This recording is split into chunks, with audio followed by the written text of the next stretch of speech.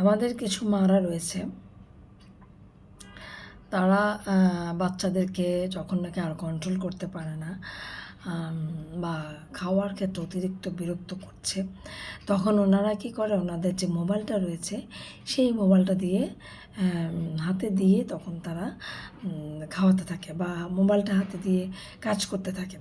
আসলে এই যে জিনিসটা আপনার বাচ্চার হাতে তুলে দিলেন, মনে করলেন যে আপনি আপনার বাচ্চার ভালো না, মানে ক্ষতির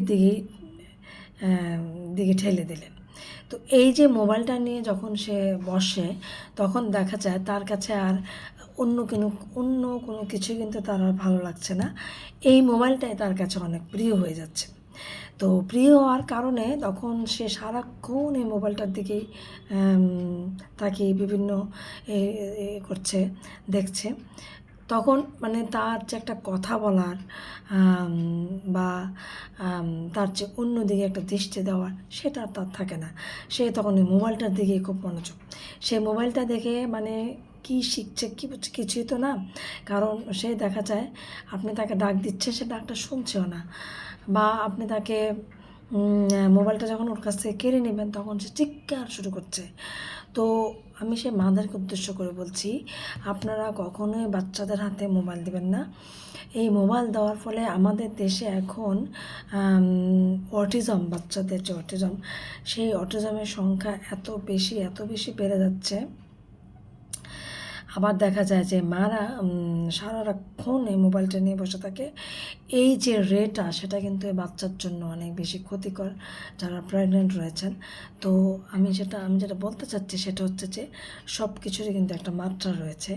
যখন সেই মাত্রাটা ক্রস করে যায়, তখন কিন্তু একটা মানে হিতে বিপরীত হয়ে যায়।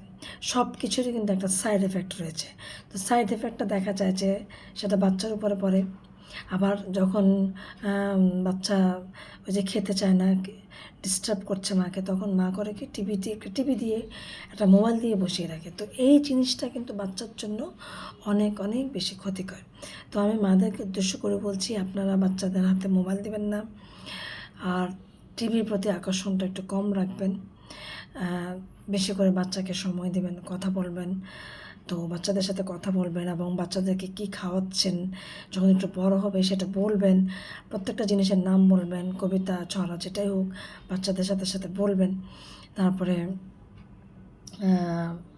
ফ্যামিলি মেম্বারদের মধ্যে কারা কী সেটা বাচ্চাকে বলবেন। বাচ্চাদেরকে নিয়ে যে খালি পায়ে মাঠের মধ্যে হাঁটাবেন। তো ওইগুলো আসলে বাচ্চাদের জন্য খুবই উপকার। আমাদের দেশে যে অটিজমের সংখ্যা যে হারে বাড়ছে, আমরা দেখি যে ডাক্তাররা যেটা বলে সেটা হচ্ছে যে ১ নাম্বার কথাই হচ্ছে অটিজম বাচ্চাদের জন্য, যেটা সে ১ নাম্বার কথা হচ্ছে যে মোবাইল দিবেন না, টেলিভিশন দেখতে দিবেন না। তারপরে চিনি, মিষ্টি জাতীয় খাবার একদম দিবেন না। তারপর হচ্ছে যে চিপস দিবেন না, গরুর দুধ দিবেন না। তারপরে মাটিতে হাঁটাবেন, বেশি ওর সাথে কথা বলবেন। তারপরে বাচ্চাকে আপনি কী খাওয়াচ্ছেন, সামনে কী আছে, সে তার কী হয়, ওই জিনিসটা কী নাম বলবেন, কথা বলবেন বেশি করে। আর দেখা যায় যে যেখানে বেশি গ্যাদারিং, ওইখানে নিয়ে যাবেন বাচ্চাকে। তো এই গ্যাদারিংয়ের মধ্যে থাকলে বাচ্চাটা দেখা যাবে যে অনেক একটা পরিবর্তন আসতে পারে। আবার অনেক সময় দেখা যায় যে বাচ্চাকে পার্কে নিয়ে যাবেন, বিচের পাড়ে নিয়ে যাবেন, ঘুরতে নিয়ে যাবেন। মানে সব কিছু বাচ্চাকে বলবেন যে এটা কী, সেটা কী, ওইটা কী। বাচ্চার সাথে কমিউনিকেশনটা খুব বেশি রাখার জন্য ডাক্তার বলে, যেটা আমরা দেখি আর কি। তো এই যে একটা কমিউনিকেশনের গ্যাপ, সেই গ্যাপের কারণে আমাদের দেশে বাচ্চাদের মধ্যে অটিজমের মাত্রা মানে খুব বেশি আসলে বেড়ে যাচ্ছে। অনেক সময় আমরা দেখি যে বাচ্চা ঠিক থাকে, যখন